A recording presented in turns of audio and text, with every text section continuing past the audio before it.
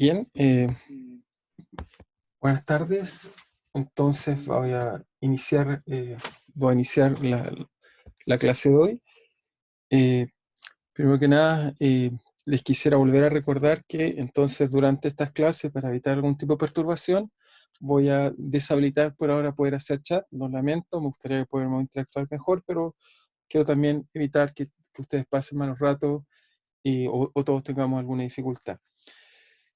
Supongo cuando ya las cosas sean normal, podríamos volver a habilitar todo este tipo de cosas que pueden interrumpir también, se puede usar sus micrófonos también, pero por ahora también los voy a mantener bloqueados. Y de todas maneras, en caso que si tienen dudas de algo, les recuerdo, me pueden quizás enviar un mail y por el mail les puedo responder sus dudas en particular, pero yo que podamos prontamente poder hacer las clases un poco más normal. Entonces, con respecto a lo que estamos viendo la ecuación de Poisson. Como miran, es parte del capítulo 2 de electrostática y conductores que hemos estado viendo. No sé si se ha mirado el programa, pero aquí hay un concepto que no les he enseñado que se llama dipolo eléctrico. Todos los conceptos previos como carga, campo eléctrico, principio de superposición, potencial electrostático se los he enseñado. Pero la parte de eléctrico, dado que nos han reducido un poco el programa, voy a tratar de verla en forma conjunta cuando le enseñe las propiedades magnéticas de materiales. Entonces, de esa forma creo que puedo comprimir un poco el uso del tiempo, porque las dos son muy similares. Así que esa parte voy a tratar de adaptarla para que sea más cómodo. Entonces, volviendo a lo que estábamos discutiendo, era la ecuación de Laplace. Entonces, como aquí está la ecuación de Laplace, pero está escrita para la temperatura. En este caso, el problema que logramos resolver la clase pasada, que lo volveré a mencionar, encontramos un resultado importante, así que me parece importante mencionar qué aspecto importante tenía este problema. Entonces, la idea esencial aquí, en este caso, está bosquejado acá, es una placa que corresponde a esta zona que tiene colores, como las que ven acá. Y lo que hacen aquí es que esencialmente la temperatura en estos bordes que están acá es más o menos constante. Por ejemplo, piensen que la temperatura ambiente, y los colores de rojo a violeta significa que la temperatura cambia. Desgraciadamente la plate no está funcionando actualmente, pero uno puede cambiar entonces las condiciones de borde y ver cómo es el flujo de calor. Entonces esta zona de acá se calienta, por eso está roja, y uno ve cómo se degrada la temperatura hacia acá, es decir, que esta zona está más caliente, se va enfriando, enfriando, enfriando hasta quedar frío. Acá, por ejemplo, muestran que si el punto de calor fuera más grande, o la zona que uno calienta es más grande, entonces obviamente se deforma la temperatura, al igual como en nuestro caso del potencial. Si uno cambia las condiciones de borde, eso hace que cambie el potencial al interior del sistema. Aquí hay otro ejemplo interesante. Este de acá lo que tiene es un punto caliente y aquí tiene un punto frío. Entonces muestra cómo se conectan estas distintas zonas. Y otro ejemplo más, que acá está, hay dos puntos calientes y muestra el interior de esta placa metálica cómo sería la distribución de la temperatura. Ahora nosotros hicimos un largo cálculo, que nos demoramos toda la clase, pero lo que les demostré es que la temperatura en realidad, o en nuestro caso era el potencial, se escribía de esta forma que está acá. Esto es exactamente la solución que encontramos en la clase pasada. Así que se las voy a volver a comentar, y lo interesante que para producir esta solución encontramos un método que el cual quiero volver a comentar. Lo comenté al fin de la clase pasada porque me parece muy importante, que son las series Fourier, pero voy a volver sobre este punto inmediatamente. Entonces, lo primero que voy a hacer es volver a nuestro cuaderno de notas. Muy bien. Y entonces, ¿qué tenemos? Entonces, bueno, primero entonces estábamos viendo lo que era la ecuación de Laplace, ecuación de Laplace, en realidad más que la ecuación de Poisson, y lo que hicimos, ecuación de Laplace y Poisson, quizás voy a volver las dos. Entonces, la ecuación de Laplace y Poisson, lo que vimos es que la teoría electrostática hasta ahora nos decía que la divergencia del campo eléctrico era igual a la densidad de carga partido por epsilon cero, ¿ok? Y que el rotor del campo eléctrico era cero. Entonces, cuando tenemos una cantidad vectorial, hay que conocer estas dos cantidades, las que nos permiten describir el problema. Y lo que vimos es que este problema va a ser equivalente, o estas ecuaciones son equivalentes, ¿ok?, a otro problema, que es simplemente simplemente el laplaciano de phi igual a menos la densidad de carga partido por epsilon 0, donde estas dos cosas se conectan a través de que el campo eléctrico en realidad es menos, debido al rotor, es menos el gradiente de un potencial, y ese es el potencial que llamamos electrostático. Entonces estas dos ecuaciones las podemos compactar en una sola ecuación, que fue la ecuación de Laplace. Entonces lo que hicimos fue un ejemplo, pero un ejemplo muy interesante, por eso quiero volver a comentar. El ejemplo interesante que hicimos fue haber colocado una placa metálica, ¿ok? ¿Ok? Se imaginan una placa, digamos, que tiene la forma, digamos, completamente rectangular, que tenía dimensiones, lo que les mostré, tenía dimensiones L grande, horizontal, y L minúscula, vertical. Entonces, si tomábamos esta placa y además nos arreglábamos para que el potencial electrostático en esta zona destacada, esta zona destacada, fuera cero, eso físicamente corresponde a que lo conecta a tierra. O sea, si coloco un cable a tierra ahí, esa parte ahí es cero. Es análogo, estoy tratando de decir que aquí el potencial vale cero en estas zonas rojas, es cero. Y lo que hicimos de interesante, que es la parte superior, nos dimos como condición inicial cualquier forma de potencial, cualquiera. Eso fue lo atrevido e interesante este problema de Laplace. O sea, se da cualquier función en la parte de acá arriba, se da cualquier solución. Entonces lo que dice en realidad esto es una función f de x cualquiera. En realidad lo que descubrimos es que no puede ser cualquier función, al menos tiene que ser integrable, lo que es pedir muy poco comparado a las cosas que usualmente pedimos en física. O sea, puede ser una función discontinua, pero tienes una función tal que uno pide que al menos sea integrable. Entonces acá usamos, bueno, coordenadas x e y, y lo interesante fue que entonces este problema, que es imponer entonces cuando impone coordenada x, que era colocar que f de entonces de x en y igual 0 era igual a 0, y eso era igual a phi en x, en este caso, eso sería la parte de acá. El lado acá corresponde a x igual 0 para todo y también impusimos que f de x igual a L de y para todo y fuera 0. Eso fue muy interesante porque imponer acá nos cuantizó las soluciones que encontramos. Eso fue unos resultados inesperados de este cálculo bonito. Y, no, y lo otro era que la condición en la que está explícita es que phi en x para y igual L fuera una función arbitraria f de x.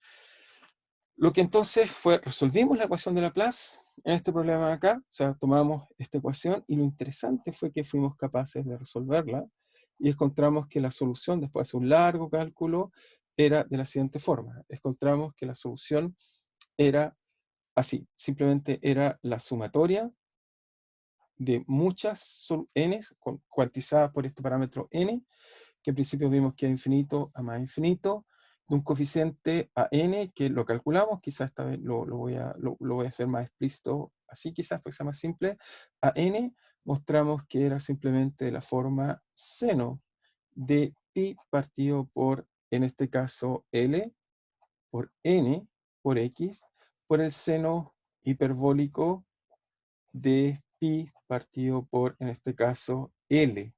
L es la otra dirección, por n, y.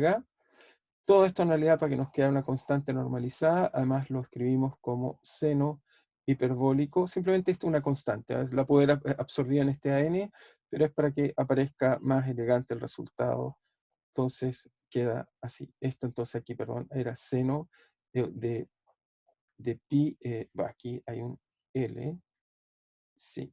Entonces nos quedaba aquí, y aquí hay un L, perdón. Aquí hay un L, mayúscula, perdón. Y entonces, y esto evaluado en L minúscula. Entonces, esto era tal que cuando lo de arriba lo evaluábamos en L, esto se hacía 1 y nos quedaba solo eso que está ahí, donde, y eso fue lo más increíble, bueno, por escrito todo compacto, una sola fórmula, pero era muy complicado, donde A sub n lo calculamos. A sub n no fue una función cualquiera, encontramos cuál era la expresión, encontramos que esta expresión era la integral de 0 a L. Ok, esto entonces va a tener dimensiones, por supuesto, de L, así que esto va a tener que dividirse por L para que no tenga dimensiones. Hay un factor 2, eso viene del cálculo, la normalización, y encontramos que era f de x por seno de pi partido por L n x. ¿Okay? Entonces encontramos que la solución se puede escribir así. y donde los coeficientes n los puede reemplazar aquí, simplemente para no escribir la fórmula tan grande, pero fue la fórmula que les mostré en la ecuación de Laplace, que les mostré al principio de la clase, cómo se había resuelto el problema. Pero ¿qué fue lo interesante? O sea, es la solución. Ahora, si alguien me dice cuál es el perfil, si esto es constante u otra cosa, lo reemplazo y calculo los coeficientes a n. Pero más interesante que haber encontrado la solución de este problema, de este potencial, fue algo que quisiera comentar con un poco más de cuidado, que fue que lo llamamos series de Fourier. ¿Ok? Esto me parece más profundo, lo encontramos son series de Fourier. Entonces, en realidad, el problema fue propuesto inicialmente por Laplace y fue bien resuelto con esta fórmula que está acá por Fourier. ¿Okay? Quien descubrió un mundo de cosas interesantes al resolver este problema. Por eso quiero comentar un poco más, con más cuidado. Ahora, Laplace, vuelvo a insistir, no lo propuso por el potencial, lo propuso por el problema de temperatura, pero el problema es completamente análogo al problema que estamos resolviendo. Entonces, ¿qué es lo que fue lo que encontró interesante Fourier en este problema? Es que lo que vimos para resolver esto fue que f de x se tenía que poder escribir como la suma, eso fue lo interesante, se tiene que poder escribir como la suma de a sub n, ¿ok? Seno de pi partido por ln x, ¿ok?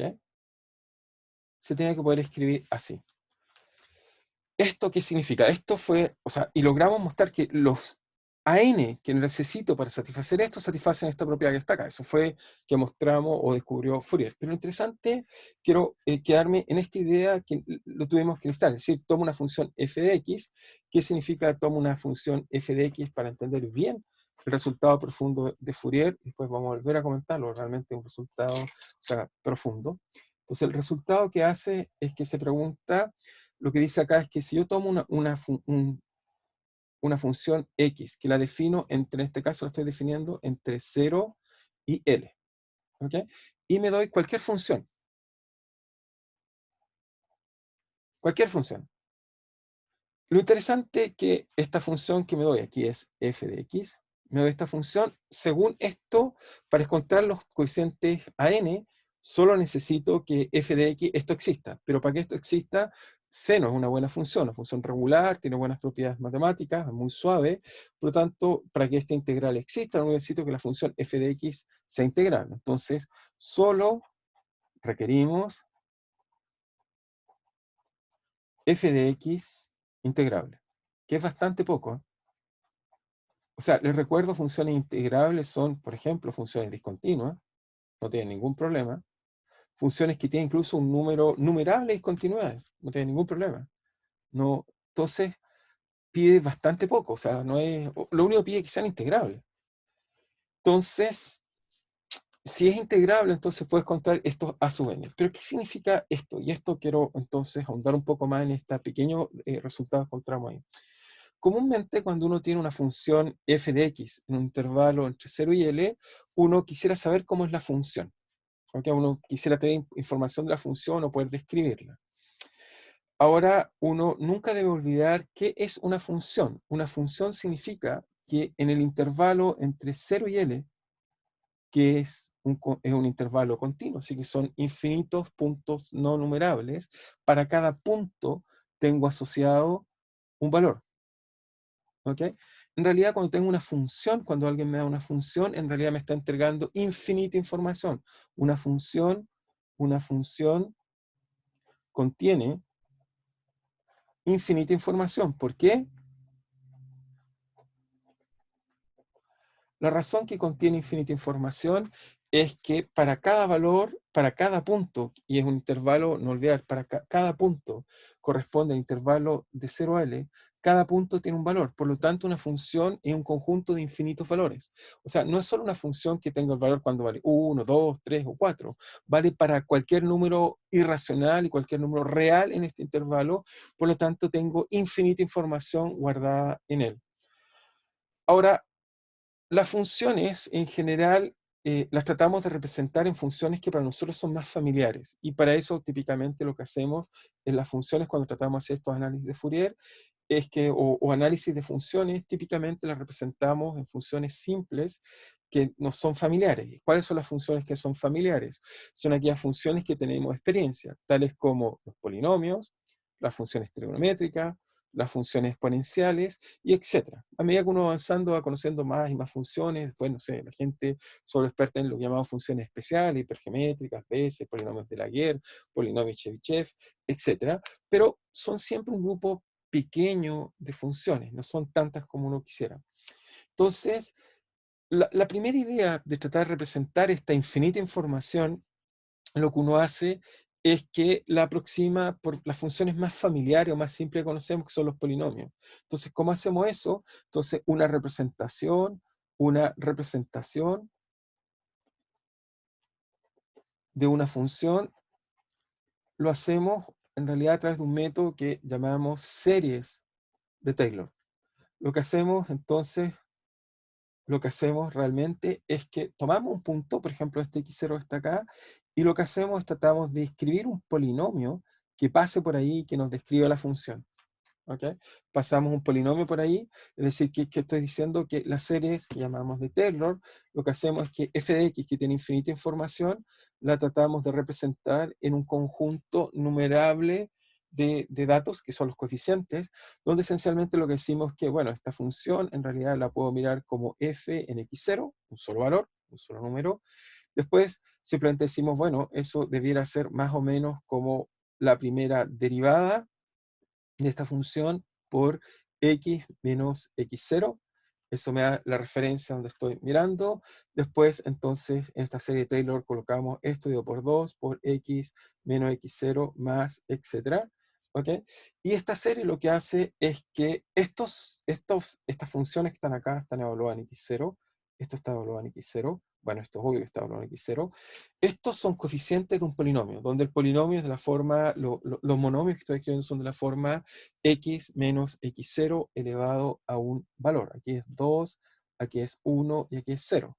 En realidad lo que hacemos cuando hacemos series de Fourier, o sea, serie de Taylor, perdón, lo que hacemos es simplemente tratar de aproximar la función f de x, la tratamos de aproximar simplemente con una sumatoria de coeficientes, que son estas derivadas, ¿ok?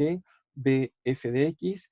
Entonces, estas derivadas hay que calcularlas y además las evaluamos en x0, dividimos por n factorial, ¿ok? Ese símbolo n es la derivada enésima de x menos x0 a la n.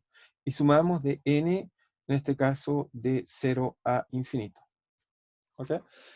Entonces, esto, fíjense qué es lo que hacemos ahí. En realidad, esta función que tiene infinita información, en realidad la estoy parametrizando por estos coeficientes que están acá, porque esto acá simplemente es una función conocida, siempre son un monomio de grado n, y estos coeficientes que están acá es lo que caracteriza esa función. Entonces tratamos de representar algo que tiene infinita información, lo tratamos de representar por un conjunto numerable de coeficientes, que son estos coeficientes que están ahí, que son las derivadas, y por lo tanto lo que decimos es que tratamos de representar la información que tiene la función en estos coeficientes que están ahí. Sin embargo, cuando uno ocupa esta aproximación, uno puede hacer muchos resultados analíticos interesantes usando esto que llamamos la función, la representamos en una base. Entonces, esto lo llamamos una base, es donde la vamos a descomponer. Esto lo llamamos una base de funciones, y en este caso la base de funciones que usamos es la base de funciones polinomiales. ¿Ok? Ahora, lo bueno y malo que tiene esto sabemos calcularlo, porque calcular derivadas es algo que aprendemos bastante bien, no somos capaces de hacer muchos cálculos de ese tipo, así que es muy simple hacer, así que está bien. Sin embargo, esto tiene el problema que no es tan bueno. Para tomar una función cualquiera, en realidad, y yo voy acercando más y más coeficientes, no es muy bueno. Localmente escribe bien el sistema, pero la función no la escribe globalmente bien. O sea, si uno quisiera hacer una observación del método de Taylor, uno puede decir que es una excelente aproximación, pero local. ¿Ok? En cambio, y ahora vuelvo a lo otro, es que uno dice, ¿qué pasa si en vez de usar esto ocupo otra base? Y eso es el resultado que uno aprende al cálculo que acabamos de hacer la vez pasada, es que ¿qué pasa si lo represento en otra base? Y lo que descubrió Fourier, o lo que va a dar origen a Fourier, porque en realidad después podemos descubrir que hay muchas bases, pero lo que él descubrió es que si una función está definida en un intervalo 0 y L, ¿ok? 0 y L, o sea, no tiene que estar definida hasta infinito, está definida infinito, necesita muchos coeficientes, pero si está entre 0 y L, se puede escribir muy bien, sin ningún problema, se puede escribir como una descomposición de funciones de la forma AN, seno de pi partido por L por N en general, ¿eh? Esta vez lo voy a colocar en general.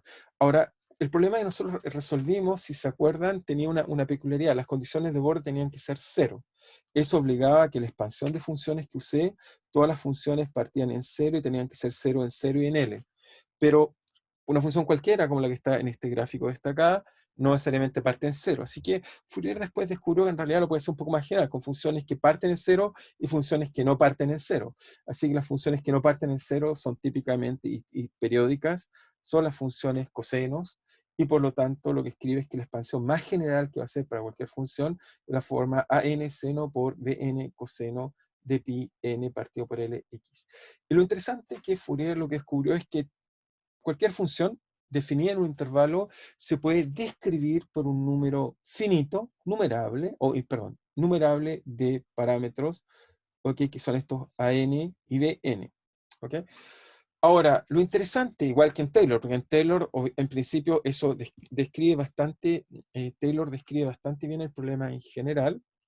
Eso no hay problema si calculo muchos coeficientes, pero en la práctica uno quiere calcular poco, porque si tengo que calcular mucho, es mucho trabajo estar calculando tantos números. La gracia de las series, de este caso de Fourier, lo que descubrió Fourier resolviendo este tipo de problemas, es que en realidad si una función es más o menos periódica, o bueno, o no tan periódica, uno requiere un número muy pequeño de números de coeficientes para tener una muy buena aproximación, pero la gran diferencia es que en este caso es global. O sea, si yo tomo este ejemplo que está acá y supongamos en otro color, veamos qué otro color podemos colocar. Tenemos negro, usamos rojo, usemos un color, qué sé yo, veamos este azul o tipo azul. Si yo en este caso usara series de Taylor, verían que con muy poquitos coeficientes, quizás con 5 o 6, podría tener una aproximación muy buena de lo que está ahí. Sería con pocos coeficientes AN y BN. La gracia es que es una mucho mejor aproximación con muchos menos números. Entonces, ahí la astucia, uno dice, pero ¿cuál fue la astucia? La astucia es que los polinomios en general no son o sea, son una base, como cualquier otra, pero no son tan eficientes para representar muchas veces funciones. En cambio, lo importante es que, y eso la gracia es que esta expansión, y eso es lo que deben guardar, esta expansión, esta serie o expansión, es una excelente, ¿okay? Es realmente excelente. Es una excelente aproximación global. ¿Ok? Taylor es súper bien local, pero globalmente en general es malo. Y la razón por la cual es malo es porque no importa cuál sea el polinomio que pare, si paro en alguno siempre tiende a diverger. Se va a infinito, menos infinito. En cambio, esta de acá tiende a no tener ese tipo de problema. ¿Ok? Entonces es una excelente aproximación. Veamos entonces, les voy a mostrar la página que hemos estado usando en el curso. Está el link del curso, un poco mirar, si miramos un poco. Aquí les guardé, ok, entonces ahí está la solución que les comenté, pero aquí les comento un poco algo de series de Fourier que me parece interesante que lo puedan ver y entender. Lo primero es que acá hacen un ejemplo, digamos, muestran este tipo de función cajón, que si ustedes hacen Taylor, la serie, por ejemplo, no converge debido a esta discontinuidad, uno realmente requiere calcular los infinitos coeficientes para poder aproximarlo. Sin embargo, si uno ocupa Fourier, por ejemplo, uno dice, ok, voy a hacer esta estrategia, usar una base tipo funciones trigonométricas para descomponer esto, lo que uno descubre es que si ocupo un solo modo, más o menos se parece, si ocupo dos, se parece bastante, 3, 4, y así cada vez que voy colocando más y más modos, la función, como ven, converge rápidamente, pero con pocos modos. Eso es lo que es interesante, o sea, es una cosa bastante fuerte. Aquí está mostrada cómo se escribe la serie en general, aquí hay una constante, pero la constante, bueno, aquí la colocaron, yo puse menos infinito, infinito, en realidad me equivoqué, esta es una función par y esta es impar, en realidad debe ser cuidadoso desde haber colocado, voy a corregir en mi cuaderno, después volvemos a haber colocado, es de 1 a infinito porque la función par y la impar atrapa todo eso. No requiero colocar ese cambio n menos n, esto cambia de signo y esta no, y por lo tanto con eso atrapo toda la información. Y este 0 que está acá, en realidad lo puedo haber puesto de n igual a 0, en realidad no es necesario colocarlo separado, es simplemente que aquí lo escribo de esa forma un poco compacta. Pero aquí lo interesante es que efectivamente ocupan esto para funciones cualquiera, el tiempo, y si hacen el mismo cálculo que hicimos para resolver los coeficientes, uno dice, ok, tengo esta expansión, pero ¿cómo calculo los coeficientes a n y b sub n? Bueno, es muy fácil, de nuevo, como mostramos, las funciones trigonométricas es una base ortogonal. Si yo integro esto y lo multiplico por seno y coseno apropiadamente, uno puede mostrar que son ortogonales, y los coeficientes a n y b n son muy fáciles de calcular, simplemente valen dos veces lo mismo que teníamos antes, el tiempo integrado. Antes teníamos de 0 a t, aquí está de 0 a l, aquí está integrado sería de menos l medio a l medio, simplemente trasladar el intervalo. Los coeficientes del coseno van con el coseno, es la función multiplicada por el coseno, y los coeficientes del seno es la función por el seno. Así que en realidad, ¿cómo uno calcula esta serie? Es muy fácil. Tomo esta función, la integro y voy calculando estos coeficientes uno por uno. Uno por uno. Y por lo tanto eso me permite tener una representación. O sea, estos coeficientes no es que sean incógnitas, se pueden calcular. Explícitamente valen esto que está acá. Y entonces, con eso, por aquí debe haber otro ejemplo, aquí hay otro ejemplo. Aquí tienen, si miran, tengo una función, por ejemplo, esta definida por un intervalo, una recta. Si ven, aquí ocupa 1, 2, 3, 4 modos y cada vez va mostrando cómo la solución converge. Entonces, este método es un método muy práctico para poder representar soluciones en general, o funciones, o aproximación de funciones.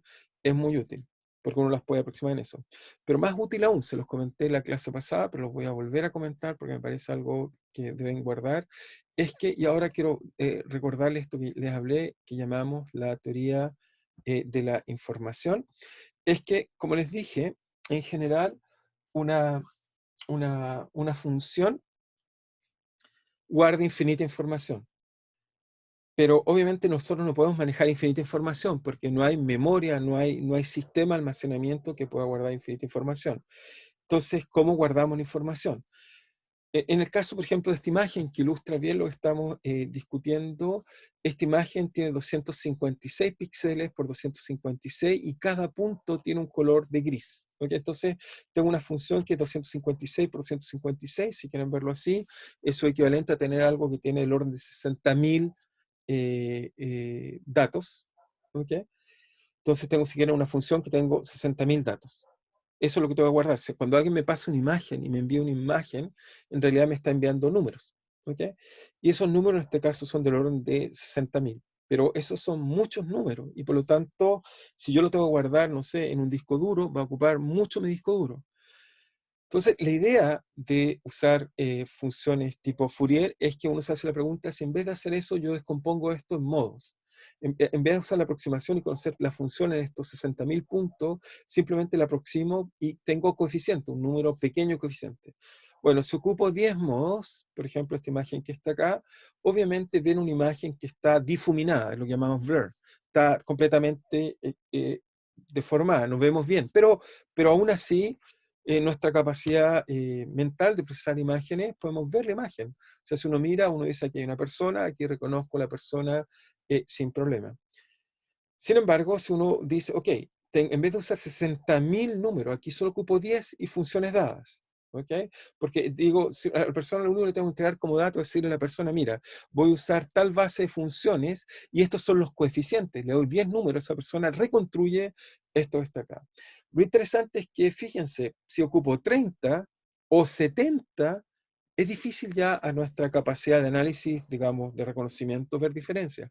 Por lo tanto, esta imagen, que son 60.000 números, en vez de guardar 60.000 números, guardo solo 70 números y me dicen cuál es la base, entonces puedo reconstruir en bastante buena capacidad la información requerida. Por supuesto, algo pierdo, no es, siempre es una aproximación, pero pierdo poco.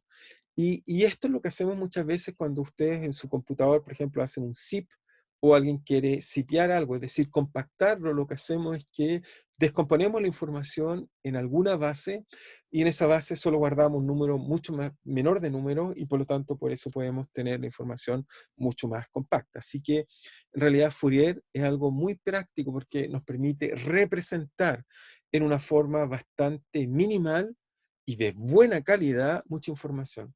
Así que muchas veces, muchas funciones, en vez de hacer Taylor, es mucho más recomendable usar esta estrategia para almacenar información. Así que eso era lo que les quería comentar un poco de Fourier, que es muy práctico. Entonces vamos a volver acá y entonces voy a esperar que aparezca la pantalla. Muy bien, ya tenemos la pantalla. Entonces, lo que les decía era que entonces es muy práctico como método usar esto, fue lo que descubrió Fourier. En realidad descubrió muchas matemáticas asociadas a esto. Hay libros enteros, hay muchos libros de transformada de Fourier que tiene muchas propiedades que son muy interesantes, las cuales vale la pena en general conocer, digamos. Entonces, sobre todo el que quiera hacer tratamientos, análisis de señales, por ejemplo, esta es la técnica que usamos para analizar cosas, digamos. O sea, si alguien me envía una señal complicada y quiero entender qué es lo que está pasando, es una forma de descomponer. Entonces, aquí solo me faltó decirle los AN y BN son conocidos, simplemente en este caso, AN va a valer simplemente 2 partido por L, integral en este caso de 0 a L de f de x. Los coeficientes están acá, se determina a través de hacer estas integrales, muy, bueno, no son tan simples, pero a través de hacer estas integrales, ¿ok? Y los Bn es lo mismo, salvo que los Bn es, en este caso, es con cosenos, ¿ok? Y con eso puedo escribir cualquier función, la puedo escribir en esta base, ¿ok? Así que eso es para Fourier, y lo único que yo haría es que, simplemente una buena aproximación, entonces yo anotaría para enfatizar más, esta serie, este tipo de serie, son excelentes o son buenas aproximaciones con pocos números.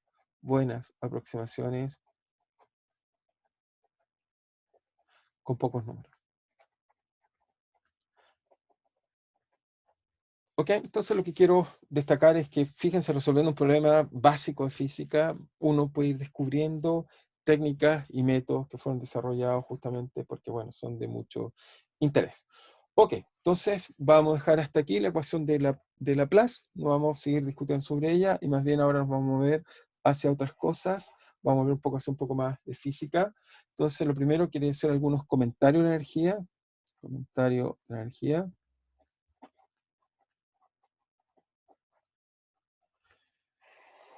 Ok, entonces el potencial electrostático nos da un potencial multiplicado, la fuerza multiplicado, o el campo eléctrico multiplicado por una carga nos da la fuerza. Por lo tanto, habíamos mencionado que el potencial electrostático multiplicado por la carga nos da la energía. Entonces, la pregunta que quiero hacer, y es un pequeño comentario que quiero hacer, es que a veces cuando uno ocupa esta fórmula sin mucho cuidado, a veces uno puede tener un pequeño problema que voy a tratar de explicar ahora de dónde viene. Porque si uno dice, ok, la fuerza es simplemente el campo eléctrico por la carga, esto nos lleva a concluir entonces que la fuerza va a ser la carga por menos el potencial. Entonces nos lleva a concluir que efectivamente el potencial ahora, o la energía potencial, es simplemente la carga por el potencial electrostático. Eso está bien. Sin embargo, la pregunta es, este potencial tiene que estar generado por una carga, y esto es una carga. Entonces, ¿cómo calcular bien la energía? Porque aquí en este caso, la pregunta es, ¿este potencial también es responsable o no del potencial que está acá? Cuando el potencial, o sea, primero anoto la idea, pero voy a tratar de explicar de dónde, pero simplemente la idea que quiero comentar es que note que, o notar bien, que phi es un potencial que está generado por una carga.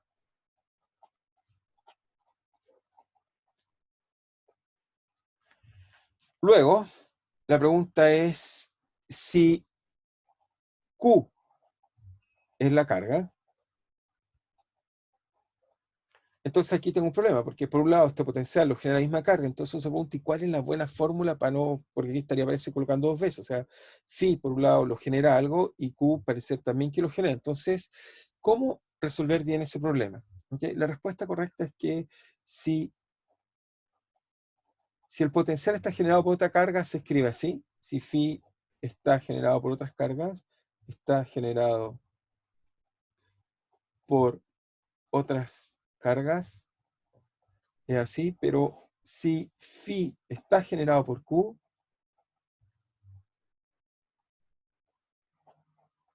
entonces hay que tener cuidado que esto en realidad va a ir con un medio. Voy a tratar de explicar de dónde viene esto con más cuidado. ¿Ok? Pero simplemente estoy tratando intuitivamente que vean el origen de lo que voy a tratar de escribir o explicar ahora. Entonces, ¿cómo entender esto? Entonces, explicación, para que quede más claro. Entonces, para explicar esto, la mejor forma de pensar es que, imagínense que tenemos el vacío. Hay vacío, no hay nada. Coloco una carga y me pregunto si no hay nada, entonces me doy un sistema de coordenadas S y tomo una carga y la traigo hasta una posición, una carga Q, y la traigo hasta una posición que llamemos, si quieren, una carga Q1 y la ponemos en una posición R1. ¿Ok? Y me hago la pregunta, ¿cuánta energía me cuesta traer una carga desde infinito hasta una posición R1? Ahora, si la carga es lo único que hay en el mundo, entonces no tiene ninguna resistencia a nada, no hay ninguna fuerza que se le aplique. Basta que alguien le dio un pequeño momento inicial y viaja y puede llegar a cualquier lugar del espacio. Por lo tanto, traer una carga de infinito a una posición R1, la energía que requiero en hacer eso es cero. Es muy simple, no hay nada que se me oponga. ¿Ok? No requiero hacer energía. ¿Ok? Porque no hay potencial externo. Si quieren verlo acá, este phi es cero, no hay nada. ¿Ok? Y ella no se puede autointeractuar. Por lo tanto, es cero. ¿Ok? Eso es cero, si quieren, vamos a ver por qué es cero y vamos ahora a seguir con dos cargas y ahí vamos a entender mejor. Entonces, es cero, U es cero, no hay fuerza externa. No hay resistencia. Sin embargo, eso es para una. Pero ¿qué pasa si ahora coloco dos? O sea, me pregunto, tengo una carga, o sea, esta vez me hago la pregunta. Supongo que en el espacio hay una carga. La coloco acá, R1. Q1. Y ahora traigo una carga de infinito y la coloco en una posición R2 y tiene carga Q2. Y ahora me pregunto, ¿cuánta energía requiero para hacer eso? Ahora, hacer esto es un poco más difícil porque cuando me muevo, esta sí siente un campo externo y por lo tanto va a sentir una fuerza. Así que en este caso, efectivamente, la energía de traer una carga Q2 desde infinito hasta R2, dado que hay una carga Q1 en R1, entonces la energía que requiero es Q1 por Q2 partido por 4pi epsilon 0, en este caso R1 menos R2, con signo menos. ¿Ok? Esa es la energía que requiero traer una carga de menos infinito Q2 hasta R2. ¿Ok? Dado que hay una carga Q1 en R1. ¿Ok? Ahí sí hay resistencia. Pero ahora uno se hace la pregunta y después hacemos inducción. Entonces la última que voy a hacer, siempre que quede claro. Si ahora tengo dos cargas y traigo una tercera carga, ¿ok? Tres cargas, okay, tres cargas. Entonces, si yo tengo tres cargas, es decir, que en este caso me imagino tengo una en Q1, R1, tengo otra en Q2, R2, y ahora quiero traer una de menos infinito y la traigo hasta una posición que llamemos R3, y esto tiene carga Q3. En este caso, traer una carga desde infinito hasta acá me va a costar una energía. ¿Qué energía me va a costar? Bueno, la energía que me va a costar es simplemente, me va a costar que, bueno, la carga Q3 siente el campo de la Q1 y siente el campo de la Q2, así que va a ser una energía asociada a la primera, así va a ser Q3 por Q1 por 4 pi epsilon 0 R1 menos R3 menos Q3 Q2 partido por 4 pi epsilon 0 R1 menos R3. ¿Ok? Así que uno obtiene esto hasta acá. Ahora, uno se puede hacer la pregunta y decir por inducción, bueno, si tuviera n, ¿ok? ¿Cuánto va a costar? Yo no diría lo mismo, simplemente cada vez coloco más carga y cada una tiene una fuerza y por principio de subdivisión calculo el potencial de cada una, después calculo la otra. Eso es verdad. Pero antes de hacer eso, que me parece obvio, fíjense, solo hacer una observación. Fíjense lo siguiente, notar bien, o sea, o observación. fíjense que la energía de traer 3 cargas, energía de traer 3 cargas, ahora pienso que me las traje todas de infinito, la primera energía me costó U1, que es esta que está, era 0, la segunda me costó U2, lo agrego un 2, y esta U3. ¿Ok? La primera era 0. Si se fijan, ¿esto qué me da? Esto, fíjense que si uno mira, aquí me suma, esto es Q2 con Q1, y después Q3 con Q1, Q3 con Q2. Así que esencialmente cada vez que voy haciendo esto va a ser una sumatoria de el Q, que en este caso debería ser 3, o sea, si coloco un I, debería ir desde 1 a 3, ¿ok? ¿Sí? Debería ir de 1 a 3, pero obviamente ese I tengo que tener cuidado. Entonces, ¿cómo va eso? De 1 a 3, pero en realidad es 3 menos 1 para no colocar el mismo. Entonces sería, ¿qué cosa? Tendríamos Q sub I por Q sub J. Veamos cómo nos queda, si está bien escrito. Epsilon R de I menos RJ. Y aquí me faltó sumar también en J y en I. Entonces, aquí me faltó hacer una suma. Me faltó hacer la suma. ¿Cuál es la suma que me faltó hacer? Tengo que hacer la suma. J es la partícula J. Cuando coloco la partícula J, voy de 1 a 3. Y tengo que tener cuidado que esto es 0, ¿ok? Cuando I tiene que ser distinto de J. ¿Ok? Voy sumando, simplemente sumo primero Q1, Q2, después tengo que sumar Q2 con Q3, Q3 con Q2, etcétera, etcétera, etcétera. Entonces, si hacemos esto para n partículas, o m partículas. Entonces, la energía total de traer n partículas desde infinito a una posición dada va a ser sumar j de 1 a m partículas. Después, una vez que tomo la de una y pienso, por ejemplo, fijo m en cualquiera, por ejemplo 3, me fijo que simplemente es permutar Q3 con Q1, Q3 con Q2, Q3 con todo lo que sea. Entonces eso es equivalente a decir Q simplemente J por QI, pero el índice siempre tiene que ser menor, así que tiene que llegar hasta J menos 1, partido, insisto, por I igual a 1. ¿Ok? Y ahí me queda 4pi epsilon 0 de simplemente, hay un signo menos, por supuesto, energía es negativa, menos, ¿de qué cosa? R, en este caso, I menos RJ, mol. ¿Ok? Así que la energía nos da esto que está acá. Ahora lo interesante es, la energía nos da esto que está acá. Ahora, ¿qué podemos hacer con esta energía? Si uno se mira, y esto lo escribe en forma matricial, si se dan cuenta los índices, y voy recorriendo esta matriz, que imagino es una matriz, puedo pensar que una matriz de coeficiente I, J, si se fijan, esta matriz es tal que cuando la recorro, la diagonal es 0, y los números que no son 0 son tales que son los J menor que 1, es decir, si J vale 2, entonces esto llega hasta 1. Entonces, son los términos que en realidad vienen acá abajo la matriz. Entonces, ¿qué uno puede hacer? Dado la simetría de esta fórmula, uno, en vez de hacer eso, uno puede escribir 2 veces esta matriz, cambiando I por J. Y cuando escribo 2 veces esta matriz, uno puede hacer simplemente, como la voy a escribir 2 veces, entonces le hago aparecer un medio, que esto debería ser 3, 4. Un medio que haga que esto sea más simple. Es decir, que U lo puedo escribir como, entonces, análogamente, se puede reescribir lo anterior, análogamente, haciendo esta analogía de matriz, esta que está arriba y abajo se puede escribir como un medio. De ahora simplemente coloco J de 1 a M, de I de 1 a M, con I distinto a J, es lo único que tengo que pedir ahora. Pero entonces fíjense, ahora estoy recorriendo en todos los coeficientes, pero lo hago 2 veces, ¿ok? No como hasta aquí, que justo está la diagonal, sino lo hago 2 veces, por eso aparece ese un medio que está ahí, y eso me queda QI por QJ partido por 4pi epsilon 0 RI menos RJ. ¿Ok? Y entonces esta expresión nos queda esto que está acá. Si uno reconoce, por ejemplo, esto que está acá, eso era el potencial de tener, en este caso, m cargas, si el I lo saco, o si el J o el I lo saco hacia afuera. En realidad me conviene más usar el I. ¿Ok?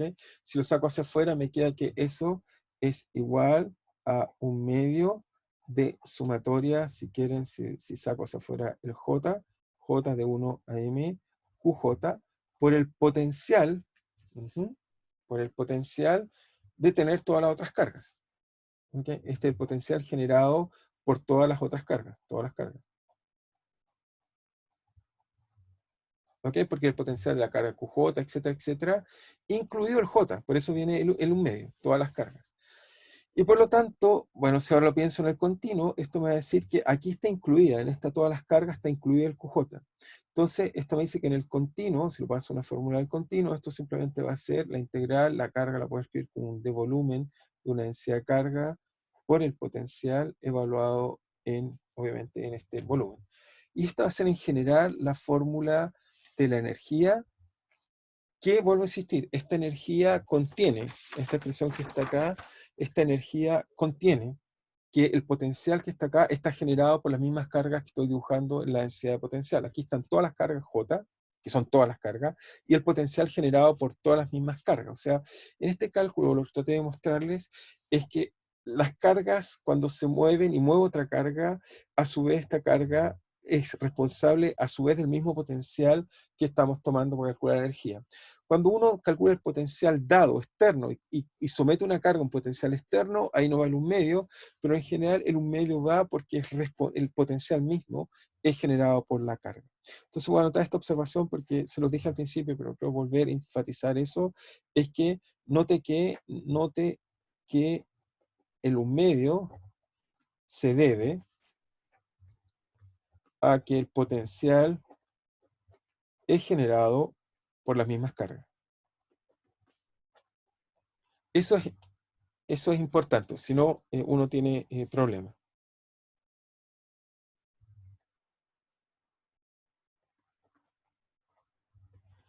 Entonces el potencial es generado por las mismas cargas. ¿Ok? Entonces eso está bien. Un segundo. Entonces, ok. Es simplemente que la red está teniendo algún problema. Ok, esa es la observación que quería decir del potencial. Y ahora vamos a hacer algo bastante entretenido. Vamos a empezar a hacer cosas, a aplicar un poco las cosas que hacemos.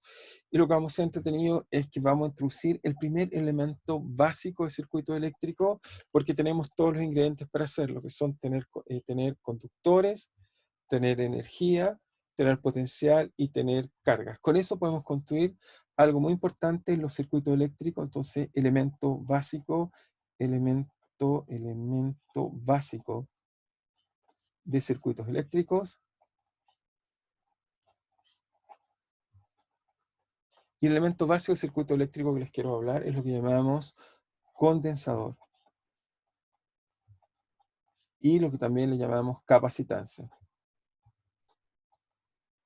¿Qué es un condensador y una capacitancia? Es lo que vamos a tratar de destacar. Entonces esto es muy, muy simple. Se los voy a ilustrar primero con un applet que me parece que ilustra bien qué es lo que es un condensador y una capacitancia. Y de ahí volvemos y lo tratamos de explicar mejor, un poco más matemáticamente qué es lo que estamos haciendo. Entonces, vamos a nuestra pantalla, o sea, vamos a la página web, y por acá tenemos esto que está acá. Perfecto. Entonces, espero que ya lo estén viendo en pantalla. Lo que tenemos acá en el centro es un condensador, ¿ok? Esencialmente, ¿qué es lo que es? Ya voy a explicar. Son dos metales, ¿ok? Los cuales están separados por nada, en este caso, vacío. En general van a estar separados por algún aislante, pero como todavía no les he explicado bien las propiedades de los aislantes, no quiero entrar en detalle, pero pueden pensar vacío, eso es correcto, pero también un aislante es una buena explicación. Y entonces aquí hay un conductor, este blanco que está acá y aquí hay otro. Entonces la gracia que tiene esto es que, y acá tenemos una pila, todavía no hemos explicado lo que es una pila, ya estamos cercanos a explicar lo que es una batería, luego lo voy a explicar cuando ya tenga los elementos necesarios, pero por ahora entonces tenemos esto que está acá. Entonces este switch que está acá, cuando lo cierro, entonces se conecta este cable de aquí por acá, ¿ok? Y cuando el switch lo subo, está desconectado, es como lo corté, no hay cables que los conecten. Lo interesante es que si yo conecto hacia acá, con respecto a donde está la batería, entonces esta batería va a sentir que hay una diferencia de voltaje. Vamos a ver que asociado a un condensador hay un voltaje. Ese voltaje entonces va a ser, o el voltaje de la batería misma también, va a hacer que las cargas positivas se muevan hacia acá y se encuentren con las cargas negativas del otro lado. Veámoslo si quieren. Fíjense lo que pasa. Entonces lo conecto y las cargas, si quiere eléctricas, están representadas por estos puntitos amarillos y las cargas positivas por estos puntitos rojos, y las cargas se están viendo ahí. No se pueden unir porque hay un aislante, pero lo interesante es que se quedan una contra la otra y por lo tanto las cargas rojas y las cargas amarillas sienten fuerza. Entonces lo interesante es que si yo desconecto el cable, las cargas no se devolvieron, se quedan ahí. Y los condensadores tienen esta propiedad fundamental que son almacenes de carga.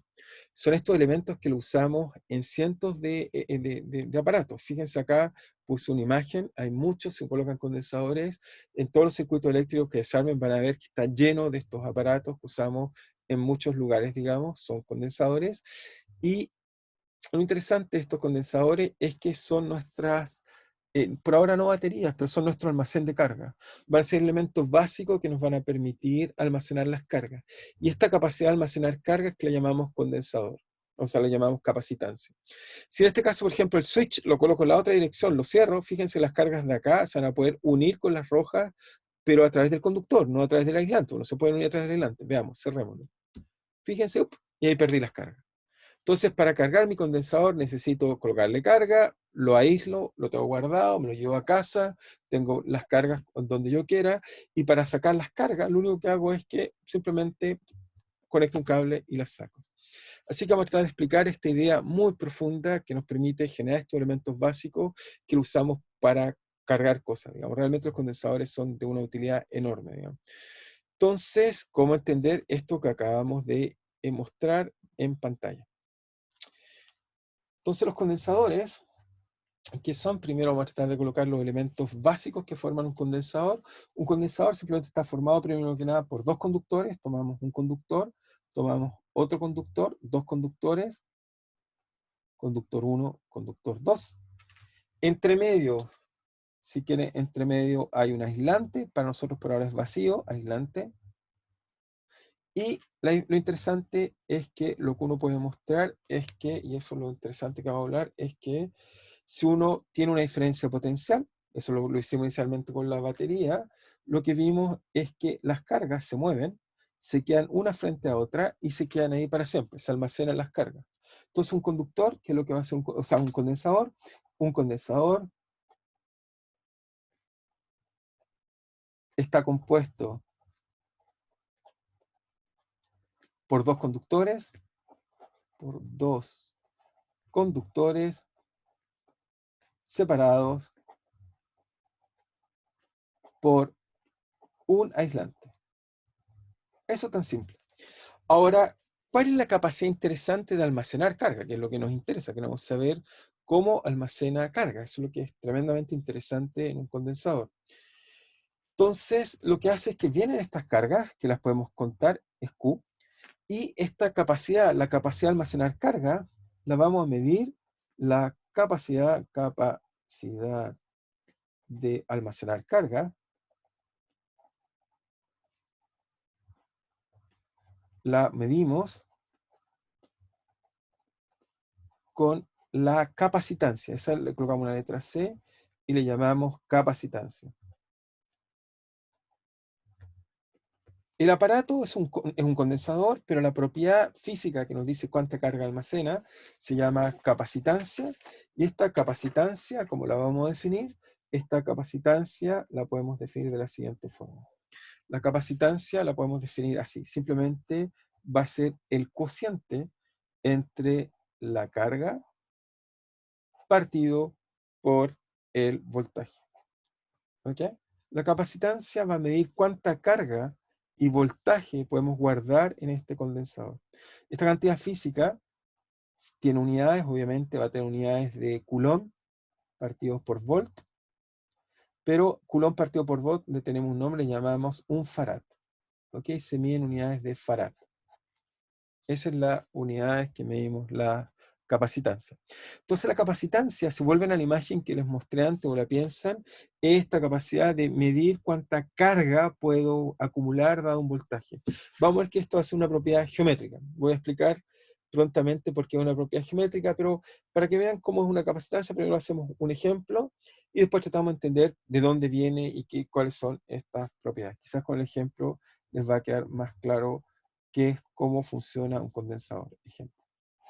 Entonces, el ejemplo que voy a hacer, un ejemplo muy simple, voy a imaginarme que tengo dos placas paralelas, ¿okay?, separadas a una distancia D, de área A, y simplemente la pregunta que me voy a hacer es, dado dos placas paralelas de área A y separadas en una distancia D, encuentre la capacitancia, encuentre su capacitancia. Es decir, lo que me hago la pregunta es que encuentre la capacidad de almacenar cargas. Esa es la pregunta que me voy a hacer, la capacidad de poder almacenar cargas. Eso es lo que quiero resolver. Entonces, ¿cómo hacer esto? Y eso nos va a ayudar un poco a entender y cómo funcionan estas cosas. Entonces, solución. Para hacer esto, lo que tenemos que hacer es siempre uno se supone que hay una carga y calcula el voltaje que genera esa carga y hacemos el cociente y eso va a hacer que la dependencia en carga desaparezca y solo nos va a quedar una propiedad geométrica. Entonces, la forma de hacer el método es el siguiente método. Entonces, uno supone que hay una carga, que hay cargas, calcula, si hay carga, entonces calcula el voltaje, y después calcula el voltaje, simplemente supongo carga, calculo el voltaje que generan, hago el cociente, y con eso entonces encuentro la capacitancia. Entonces, ¿cómo resolver eso en este problema? Para que vean en un ejemplo, y ahí poco a poco aprender qué es un condensador y una capacitancia. Entonces, simplemente supongo que estas placas, las voy a ver de lado, están así, ¿ok? Y supongo que hay una carga o una densidad de carga, voy a suponer, supuesto, hipótesis, supongo que hay una densidad uniforme de carga, una densidad uniforme de carga. Y la llamo sigma, ¿ok? Entonces supongo que esto tiene una densidad de carga uniforme, que la llamo sigma. Y obviamente el condensador, obviamente de haber enfatizado, eso lo enfaticé, tiene carga, pero se los puse en figuras, pero una es Q y la otra tiene que ser menos Q, por supuesto. ¿Ok? Tiene que estar, una es positiva y otra es negativa, si fueran las dos positivas se repelan. Y tiene que ser igualmente las mismas y con signo opuesto. Lo puse en la figura, pero puse carga Q y menos Q. Por supuesto, la capacitancia es el valor absoluto, la carga y el voltaje que tiene el problema, pero tiene que tener carga Q y menos Q. Entonces una tiene sigma y la otra tiene menos sigma.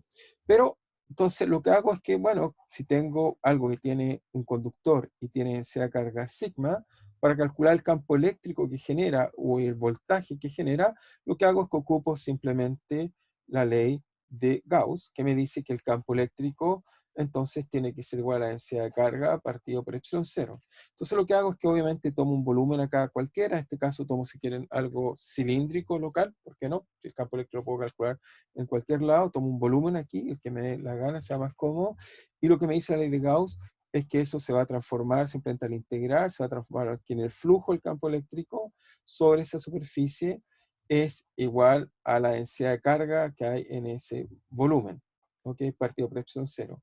Si yo asumo que la densidad de carga es, en este caso, sigma, entonces la carga que hay ahí es simplemente va a ser sigma por el área, ¿ok? Y el área de este volumen no sé cuál es, así que lo voy a llamar por ahora S. ¿Okay? Supongo que esto tiene volumen S. En realidad estoy pensando en un cilindro o algo así, tiene un área S, partido por epsilon cero. Y el campo eléctrico de un plano, si lo supongo que estoy muy chiquitito, es un plano, el campo eléctrico entonces va en la dirección normal, por lo tanto se va en la dirección normal. Aquí recuerden, el flujo también va en la dirección normal. El campo eléctrico al interior del conductor vale 0. Por lo tanto, me va a quedar que por el lado de acá, me va a quedar que esto vale E, ¿ok? El campo eléctrico por el área, pero entonces esta área, en este caso acá, vale simplemente eso que está ahí es S, ¿ok? Sale hacia afuera, campo eléctrico es suficientemente pequeño, esto es constante, vale eso que está ahí, y fíjense que esto se simplifica con esto, ¿ok? Estoy suponiendo que el campo eléctrico obviamente va en la dirección X unitario, ¿ok? Por eso coloqué E. Por lo tanto, encuentro el campo eléctrico ahora como vector, va a ser simplemente usando la ley de Gauss, es sigma partido opción 0, que ya lo conocíamos, lo habíamos calculado para un campo constante. Voy a terminar este problema y vamos a simplemente, solo quiero terminar para que vean la idea, no es, voy a tomar un minuto de la clase. Entonces, ¿qué nos da eso que está ahora? Entonces, ups, ahí sí. Nos da entonces 6, vamos a terminar ahí. Entonces, ¿qué nos da? Nos queda lo siguiente. Nos dice que el campo eléctrico es así, por lo tanto, el voltaje es trivial, debería ser simplemente, eso es el campo eléctrico de una placa, ¿ok? Ahora, tengo dos placas, ¿ok? La otra placa, lo que hace entonces, quizá debería explicar la otra placa, una placa es así, la otra placa está acá, esta placa genera un campo eléctrico hacia acá, pero la otra placa, como tiene menos sigma, el campo eléctrico que genera esta placa también va en esa dirección. Por lo tanto, el campo eléctrico total es 2 veces sigma partido por epsilon 0. ¿Por qué el 2? El 2 viene que la otra placa también aporta en el campo eléctrico. ¿Ok? También aporta en el campo eléctrico que veo ahí, pero también genera un campo eléctrico. ¿Ok? Ahora se ocupo, usando la ley de Gauss, el campo eléctrico en realidad que veo es solo el campo eléctrico de la carga que encierra el volumen. Así que en ese caso, vuelvo a insistir, si solo vemos el volumen de acá, no tendríamos este 2. ¿Ok? Eso hago la observación para que quede claro que el campo eléctrico es sigma partido epsilon 0. No es que tengo una densidad acá y otra densidad, esas suman sus dos campos, pero cuando usé este volumen, solo la carga que está acá, el campo que está eléctrico acá, está creado por la densidad de carga que está acá, porque no tomo el volumen de acá, por tanto, efectivamente me da eso. O sea, traté de decirles eso para no confundir que las dos aportan. No, la ley de Gauss solo toma en cuenta el volumen que lo incluye, y por lo tanto me queda esa expresión que está ahí. Y ahora simplemente quiero terminar un poco la idea, faltan solo dos líneas, que va a ser muy simple.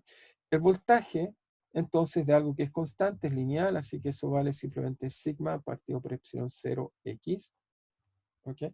La diferencia de voltaje, que es simplemente el voltaje que hay en una placa y en la otra, si acá llamo x igual 0 y acá llamo x igual a d, entonces eso es el voltaje de d menos el voltaje de 0. ¿Ok? Tiene un signo menos. Eso simplemente me va a dar que en 0 es 0 y en d es d, por lo tanto el voltaje vale sigma partido por epsilon 0, en este caso d, ¿ok? Y con el signo menos, porque el voltaje tiene ese menos que está acá. Y luego la capacitancia, solo quiero llegar a esta fórmula, ya vamos a terminar. La capacitancia es simplemente la carga. ¿Cuál es la carga que hay en el sistema? Bueno, es la carga que es la densidad de carga por el área que tiene, en este caso, este sistema, o sea, esto que tiene acá ahora es el área total, es la capacitancia, la carga total, no como en el caso de la ley de Gauss, que era un volumen chico. Eso está dividido por el voltaje, que lo acabo de calcular. Obviamente esta cantidad es positiva, así que uno coloca el módulo, no hay que preocuparse de los signos. Y entonces esta cantidad nos va a quedar lo siguiente, y ahí estamos casi en el resultado que quiero comentar. Nos va a quedar que es la densidad de carga por el área, partido por el voltaje, que es la misma densidad de carga, por el largo, y esto me queda partido por epsilon 0, es decir, que esto se cancela, y me queda finalmente la expresión importante, que nos dice que la capacitancia de un condensador de dos placas paralelas es simplemente esto que está acá. Tiene un montón de física, pero la voy a comentar con cuidado la próxima clase. Yo voy a explicar por qué sale esto, pero lo que nos dice esto es que la capacitancia es una propiedad geométrica. Área, fíjense, tengo dos placas y el resultado lo que me dice es que depende del área de las placas y de la distancia. ¿Okay? Y de epsilon 0, que en realidad tiene que ver con la calidad del aislante que coloco.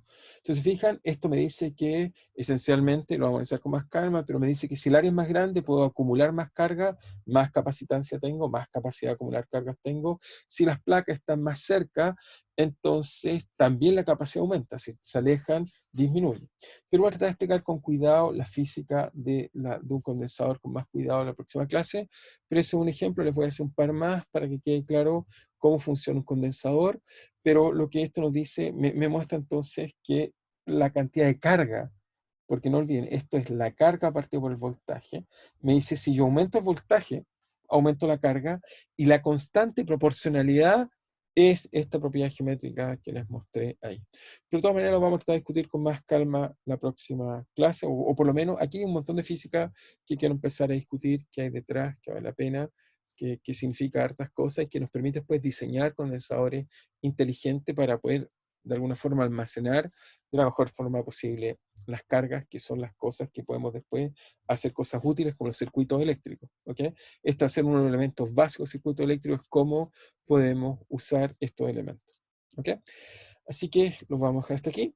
Más que agradecerles y espero que nos veamos prontamente y espero que en el futuro puedan hacerme preguntas. De todas maneras, si me quieren hacer preguntas, basta que envíen un email y con eso estamos bien, pero espero que puedan hacer las preguntas. Ok, entonces nos estamos viendo, cuídense, nos vemos prontamente. Digamos.